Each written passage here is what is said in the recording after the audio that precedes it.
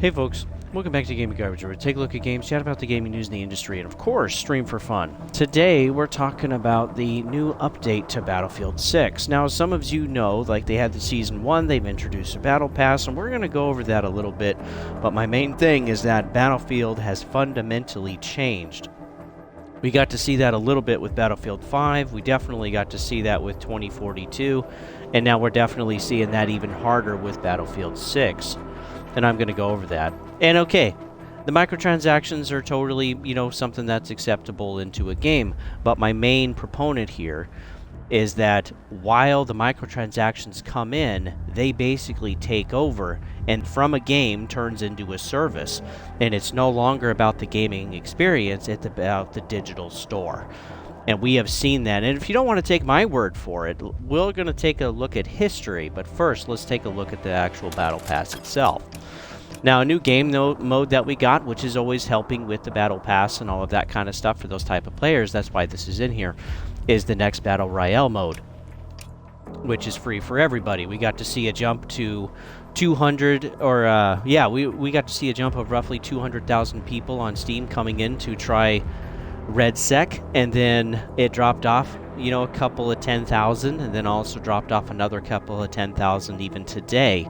And so, yeah, people are already kind of being done or moving on, so it's going to consolidate into the best players, of course, and of course, they're going to be the ones you generally buying the microtransactions. There's also the streamers and stuff like that, too. When we take a look at the Battle Pass itself, we can see that it actually starts fairly cheap, but there's two of them. We have a basic one, basically for $10, and then we have another one that's going to be $22.50, though this is currently on discount for 10% off, so the actual price is going to be $25 when we get there. The other thing, too, is when we start looking at what's available, there is some free stuff, which is nice, but how many free items we actually get to work toward decreases as we go on through the Battle Pass. And you got to work through each one of these, and there's actually two of these, right?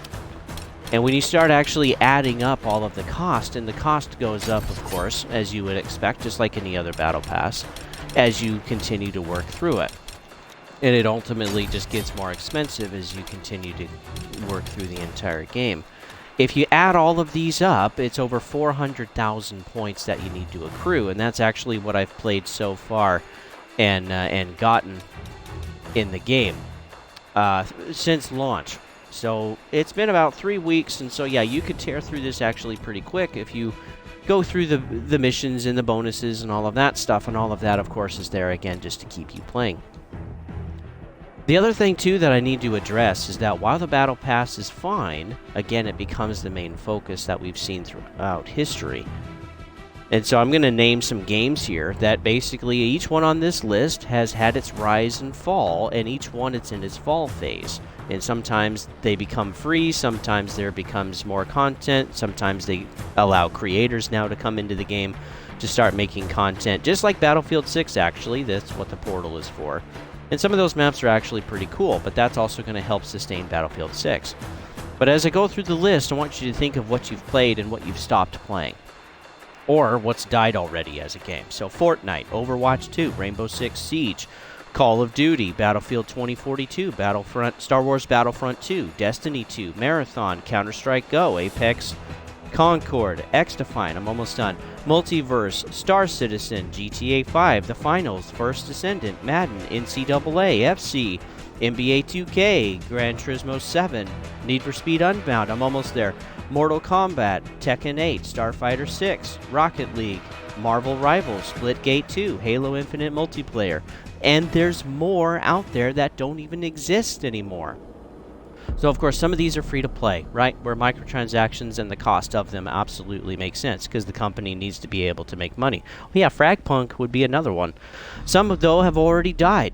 They've basically already died on arrival. Some of these were also taken off and then basically relaunched, which again didn't really seem to do anything. And that's also the plan for some of these currently too. Each has also sold, if you actually pay for the game in the series, a lot of these have actually sold less in sales, actual units sold, than the previous iterations in the series. We get to see this with Madden. We get to see this with NCAA, FC, and NBA 2K, and Gran Turismo 7. Each also has shrinking numbers, not just because it's been out there for a while, but because there's things that change or adjust that frustrate the player base, ultimately to get people, again, to spend more money, to spend more time in the game, to grind longer, ultimately to get them to buy those microtransactions, and this is why the players actually quit. Now, in relation to Battlefield 6, so far it actually looks fairly good.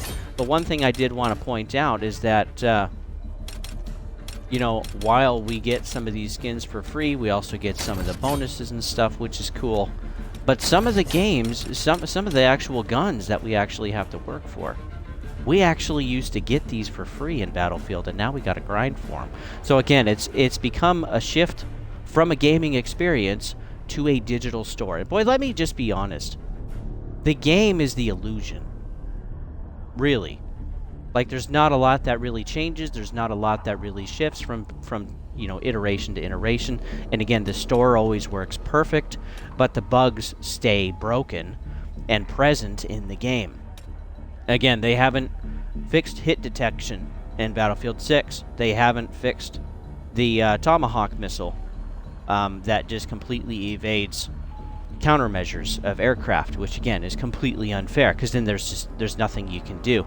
But again, they're working busy on doing this.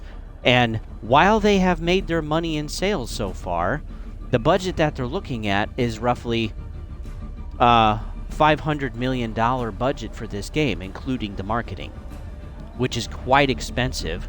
And they have basically made that money back, but now they've broken even with 7 million sales.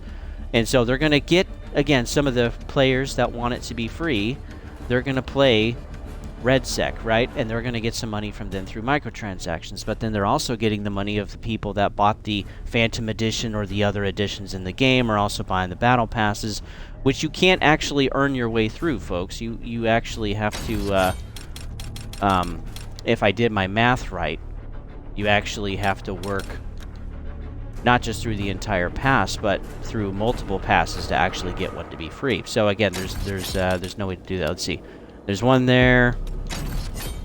Let's see how much it actually costs. 2, 3,